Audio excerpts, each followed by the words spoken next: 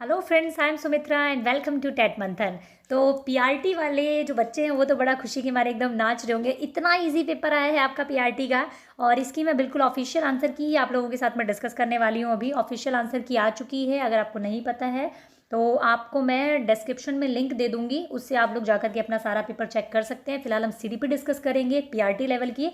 और मतलब हमारी जो ऑफिशियल आंसर की से सिर्फ 2 या 3 क्वेश्चन टीजीटी पीजीटी वाले में आपके जो अलग हैं, बाकी सारे क्वेश्चंस के आंसर जो मैंने आप लोगों के साथ डिस्कस किए थे वही ऑफिशियल आंसर की में है। तो आप लोगों को कोई टेंशन लेने की ज़रूरत नहीं है। आपने जैसा चेक किया था बिल्कुल वैसा ही है आंसर की में। और दूसरी बात यह है कि अगर सीडीपी के जो सिलेबस वाली वीडियो मैंने डाली थी, अगर किसी भी स्टूडेंट ने उसके अकॉर्डिंग प्रिपरेशन की होगी ना, तो आपका कोई भी पेपर इस बार नहीं रहने वाला है। स्टेट क्लियर हो जाएगा आपका आराम से, है ना। अभी पीआरटी डिस्कस कर लेते हैं फटाफट से। Which of the following may act as a primary reinforcement. ठीक है, प्राइमरी रेनफोर्सर जो होता है वो क्या होता है आपका, जो नीड्स होती है ना, जो हमारी बेसिक नीड्स, वो हमारी प्राइमरी रेनफोर्समेंट होती है। तो प्रेज और ये सब बाहर की चीज़ें हैं, बिस्किट जो होगी वो आपकी प्राइमरी होगी। ठीक है, फर्स्ट का होगा सेकंड आंसर आपका। ठीक है, the concept of scaffolding has been given by. Scaffolding का कॉन्सेप्ट किसने दिया, बताओ कितना ईजी क्वेश्चन, किसने दिया है, वाइगॉत्स्की ने दिया है आपका। ठीक है, क्वेश्चन नंबर 3 देख लेते हैं। The study of which of the following lies at the intersection of psychology and pedagogy. Psychology और पेडागोजी को मिलाने वाली आपकी कौन है भाई, एजुकेशन साइकोलॉजी है, तभी तो सीडीपी पढ़ते हैं ना हम लोग, है ना। तो थर्ड का आपका रहेगा 4th नंबर आंसर। नेक्स्ट देख लेते हैं क्वेश्चन नंबर 4 हमारा। ऑटिज्म की सर्वप्रथम व्याख्या जो है वो किसने की थी, तो ऑटिज्म की सर्वप्रथम व्याख्या आपकी कैनर ने की थी।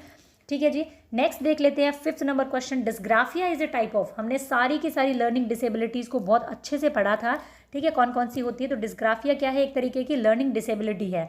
विच schedule of reinforcement is most effective. कौन सा है जो सबसे ज़्यादा इफेक्टिव है, तो आपका वेरिएबल रेशो जो होता है वो सबसे ज़्यादा इफेक्टिव रहता है। 6th का आपका आंसर रहेगा फर्स्ट आपका। ठीक है, क्वेश्चन नंबर 7 देख लेते हैं, उसी में रह गया क्या।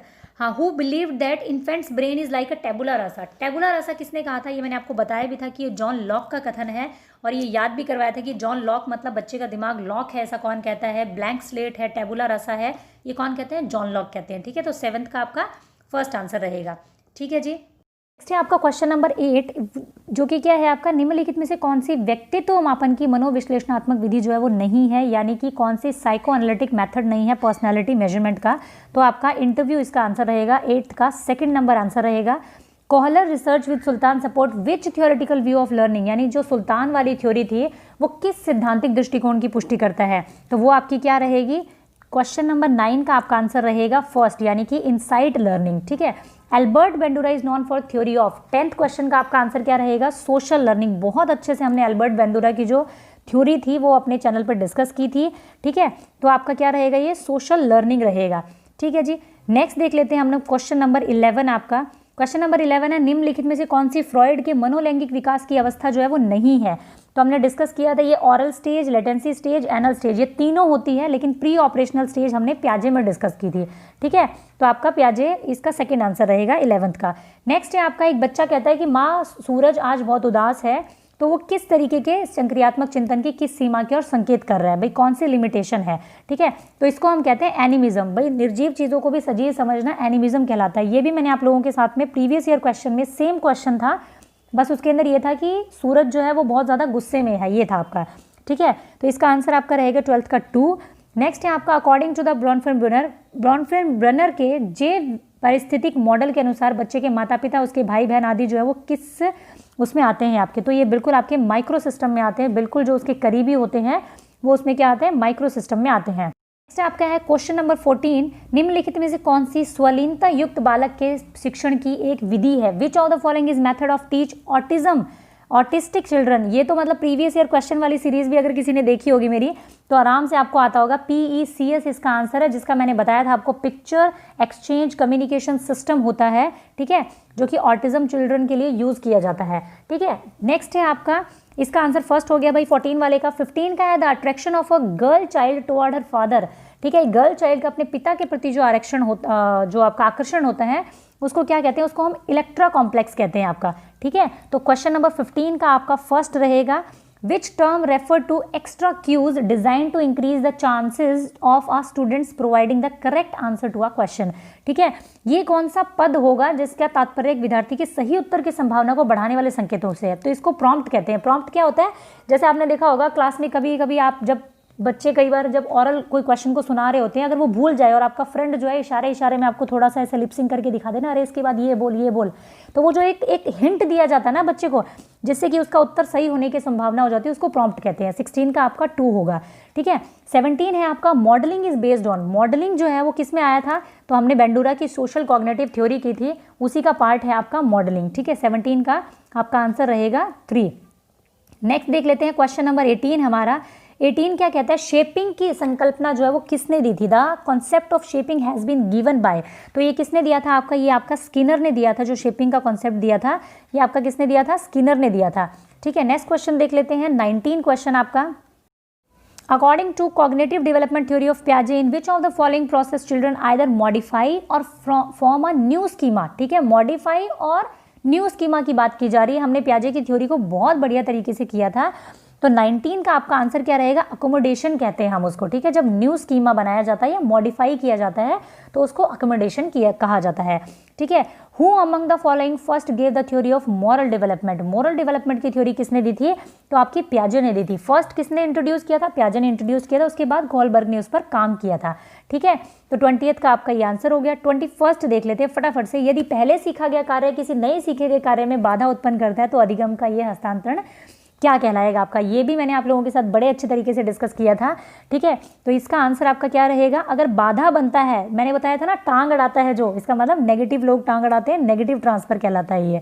ठीक है, 21st का आपका सेकंड रहेगा। 22 the tendency of a pre operational child to focus on one aspect of situation, यानी कि किसी परिस्थिति के सिर्फ एक पहलू पर ध्यान दे पाना और अन्य पहलुओं की उपेक्षा करता है, तो इसको क्या कहा जाता है? इसको सेंटरेशन कहा जाता है, केंद्रीयकरण। भाई बच्चा दूसरे पहलू की तरफ देख नहीं पा रहा है, तो 22 का सेकंड रहेगा। 23rd है आपका the fact that fish can not fly and owls can not learn to swim is an indication of. भाई देखो, मछली जो है वो उड़ नहीं सकती, उल्लू जो है वो तैर नहीं सकता, तो ये आपका क्या है? The effect of biological limits of learning. ये आपकी हेरिडिटी की बात की जा रही है कि भाई जो बायोलॉजिकल लिमिट्स आपको मिली है उससे ऊपर आप नहीं जा सकते, चाहे कुछ भी कर ले। ठीक है, तो इसका आंसर आपका 4th रहेगा 23rd का।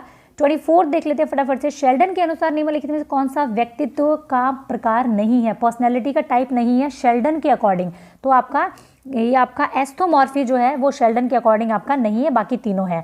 ठीक है, तो 4th आंसर हो गया 24 का। 25 the ability of class grouping developed during. पियाजे से देखो 3 से 4 क्वेश्चन है, आप सोचो अब कितना ईजी पेपर है। एबिलिटी ऑफ क्लास ग्रुपिंग मतलब कि समूह वर्गन की योग्यता जो होती है, वर्ग समूहन की, वो किस टाइम पे आ जाती है आपकी? ठीक है, तो आपका इसका आंसर रहेगा कॉन्क्रीट ऑपरेशनल स्टेज। ठीक है, 25th का 3 हो गया। विच of the following is not a component of observational learning. तो भाई अटेंशन भी होता है, रिटेंशन भी होता है और प्रोडक्शन भी होता है, पर प्रिपरेशन नहीं होता है। ठीक है, तो 26 का हो गया 4th। मैं फटाफट से डिस्कस कर रही हूँ। Out of sight out of mind best describes. ठीक है, मतलब दृष्टि से हटने के बाद मस्तिष्क से हट जाना, मतलब बच्चे में ऑब्जेक्ट परमानेंस अभी नहीं आया है, तो अर्ली सेंसरी मोटर स्टेज में बच्चे में नहीं आता है, उसके बाद धीरे धीरे मतलब जब तक एंड तक आना स्टार्ट हो जाता है ऑब्जेक्ट परमानेंस। ठीक है जी, नेक्स्ट है आपका मेयर और स्लेवे के अकॉर्डिंग निम्नलिखित में से कौन सी प्रक्रिया भावनात्मक बुद्धि के संप्रत्यय में शामिल नहीं है? अब यही वाला क्वेश्चन अलग तरीके से टीजीटी में आया हुआ था, आपका टीजीटी या पीजीटी में आया हुआ था, है ना। मेयर और आपकी ये क्या है, सलोवे, इसकी जो थ्योरी है उसके कौन सा नहीं है पूछा है।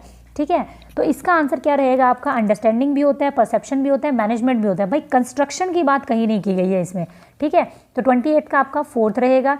29 which of the following is not the stage of Bruner's cognitive development. Bruner की कौन कौन सी नहीं है? भाई इनएक्टिव होती है, आइकॉनिक भी होती है और आपकी सिम्बॉलिक भी होती है, बट आपकी जो एक्रिलिक है ये वाली स्टेज आपकी इसमें नहीं आती है, ब्रूनर में नहीं आती है। ठीक है, नेक्स्ट देख लेते हैं। According to Vygotsky the upper limit of task that a learner can successfully perform with the assistant of a more competent individual is termed एड। ठीक है भाई, एक बच्चा जिन कार्यों को दक्ष व्यक्ति की सहायता से पूरा कर सकता है उसकी ऊपरी सीमा जो होती है वो क्या कहलाती है? तो ये बिल्कुल आपका क्या, तो क्वेश्चन नंबर 30th का आंसर जो है ना, देखा जाए अगर तो हम अगर देखें इसको तो जोन ऑफ प्रॉक्सिमल डेवलपमेंट होना चाहिए, लेकिन अगर हम हिंदी में देखते हैं यहाँ पे तो यहाँ लिखा हुआ है संभावित विकास का क्षेत्र, तो लेवल ऑफ पोटेंशियल डेवलपमेंट। तो आंसर की में भैया आपका ये आंसर दे रखा है ठीक है। 30th का आपका क्या है, फर्स्ट आंसर दे रखा है आंसर की में। तो ये मेरी तरफ से आप लोगों के लिए आंसर की थी, और इसका लिंक भी मैं आपको दे दूंगी डिस्क्रिप्शन बॉक्स में, ठीक है, या फिर फर्स्ट कमेंट में मैं आपको पिन कर दूंगी, तो आप वहाँ से आराम से जा करके अपना बाकी आंसर कीज़ जो हैं वो चेक कर सकते हैं। तो ये मेरी तरफ से था, और कल से बढ़िया से धूमधाम से सीटेट की जो आपकी प्रैक्टिस है वो स्टार्ट कर देंगे हम लोग, क्योंकि सिलेबस तो ऑलमोस्ट कंप्लीट है सारा हमारा, और कुछ मैराथन क्लासेस भी हो चुकी है आपकी, ईवीएस कंप्लीट हो चुकी है, दोबारा रिवीजन आपकी, ठीक है। इसके अलावा मैथ्स की एक पूरी महा मैराथन क्लास में ले चुकी हूँ, जिसमें कि आपका पूरा कंप्लीट हो चुका है मैथ्स का, तो आगे भी हम लोग कर लेंगे फटाफट से, कोई दिक्कत नहीं है। तो अगर वीडियो पसंद आया हो आप लोगों को तो ज़रूर आप लोग शेयर करें, और एस्टेट के स्टूडेंट्स के लिए बिल्कुल इतना एफर्ट तो बनता था, काफ़ी उन्होंने एक भरोसा दिखाया मुझ पर और काफ़ी सपोर्ट भी किया। तो थैंक यू एवरीवन, सीटेट वालों के लिए भी, एस्टेट वालों के लिए, सभी स्टूडेंट्स के लिए थैंक यू, और करते रहिए आप लोग अपनी preparation. Thank you, keep learning, keep supporting and keep sharing.